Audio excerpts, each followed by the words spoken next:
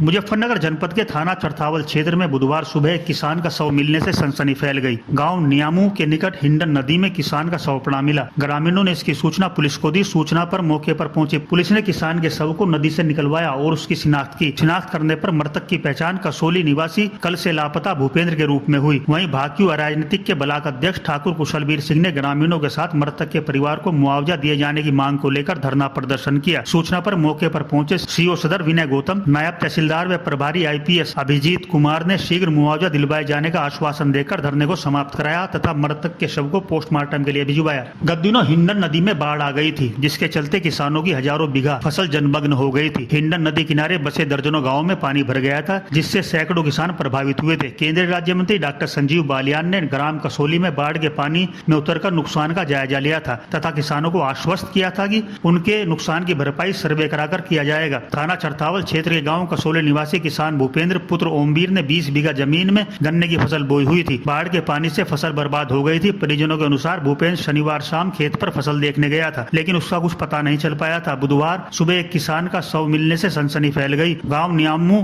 के निकट हिंडन नदी में किसान का शव पड़ा मिला। ग्रामीणों ने इसकी सूचना पुलिस को दी। सूचना पर पुलिस मौके पर पहुंची और किसान के शव को नदी से निकालकर उसकी शिनाख्त की। मृतक की शिनाख्त कसोली गाँव निवासी भूपेंद्र के रूप में हुई। ग्रामीणों का कहना है कि मृतक के खेत नदी के दूसरे किनारे पर हैं। कल घास लेने गया था। माना जा रहा है उसका पैर फिसलकर नदी में डूबने से मौत हुई है। वहीं भाकियू राजनीतिक के ब्लॉक अध्यक्ष ठाकुर कुशलवीर सिंह ने ग्रामीणों के साथ मृतक के परिवार को मुआवजा दिए जाने की मांग को लेकर धरना प्रदर्शन किया। सूचना पर मौके पर पहुंचे सीओ सदर विनीत गौतम, नायब तहसीलदार व प्रभारी आईपीएस अभिजीत कुमार ने शीघ्र मुआवजा दिलाए जाने का आश्वासन देकर धरने को समाप्त कराया तथा मृतक के शव को पोस्टमार्टम के लिए भिजवाया। आज गाँव कसोली में एक शव मिला है न्यामून के पुल पे, हिंदन नदी के पुल पे, जो न्यामू से पुल बना हुआ है कसोली हिंदन मार्ग।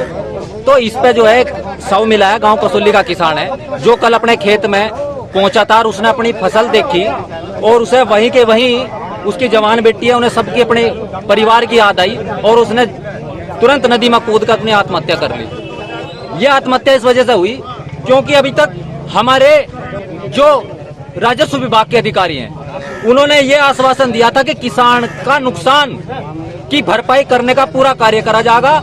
उसमें सरकार से अनुदान दिलाया जाएगा किसान को और उसका जितना भी नुकसान हुआ उसकी नाप तोल करके उसकी पूरी पैमाइश करके दी जाएगी। लेकिन आज तक हमारे गांव या हमारे क्षेत्र में पूरे में इस हिंदन नदी के में जो बाढ़ आई थी उससे जितना भी किसान बर्बाद हुआ है, आज तक देखने के लिए राजस्व का एक पटवारी भी बीच में नहीं आया। यहाँ मंत्री साहब आए, पानी में को घूमे, सारी चीज हुई, लेकिन आज तक उसके बाद यहाँ कोई राजस्व का अधिकारी, कोई पटवारी, कोई कानूगो, कोई तहसीलदार कोई आके ये देखा हो कि कितना भारी नुकसान किसान को है।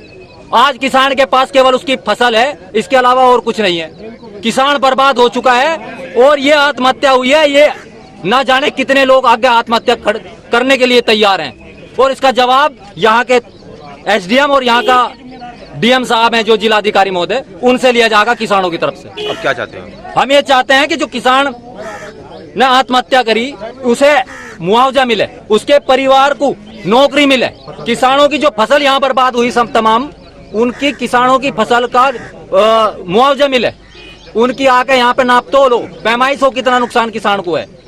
ये सब मुद्दों पे बातचीत होगी। एसडीएम साहब यहाँ पहुंचेंगे बीच में या उनका कोई प्रतिनिधि पहुंचे, उससे पहले हम यहाँ से ये डेड बॉडी नहीं उठाने देंगे। ये किसान की दुखद मृत्यु हुई है।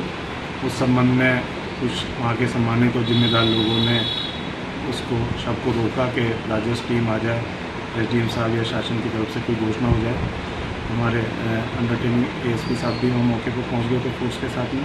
उनको बता दिया गया, नायब तहसीलदार साहब से मुलाकात करा दी, उन्होंने बता दिया जो भी सरकार की नीति है जिससे उनको बेनिफिट मिल सकता है उनके परिवार को, वो सब बेनिफिट उनको दिया जाएगा और शव को पंचायत में पोस्टमार्टम के लिए भेज दिया। इस संबंध में अभी जांच हो रही है। ऐसा कोई सुसाइड नोट हमें प्राप्त नहीं हुआ अभी तक। अभी जांच का विषय है, जैसे जांच कंप्लीट होगी तो आपको अवगत कराएंगे।